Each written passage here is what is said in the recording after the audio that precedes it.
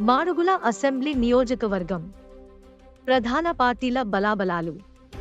TDP 40.79, YCP 40.56, Janasena 7.91, ఇతరులు 1, neutral 9.74.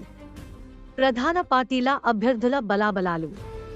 TDP PVG Kumar 38.24, YCP Boodi Mutyala Naidu 42.38, neutral 10.47. Alliance అభ్యర్థుల బలాబలాలు.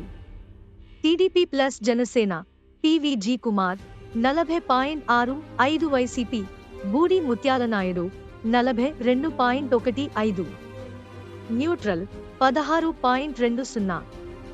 మాడుగుల అసెంబ్లీ పరిధిలో విపక్షానికి పట్టున్నప్పటికీ దాన్ని అనుకూలంగా మలచుకునే నాయకత్వం కొరవడింది. బలమైన నాయకత్వాన్ని తయారు చేసుకోవడంలో పార్టీగా టీడీపీ విఫలమైంది.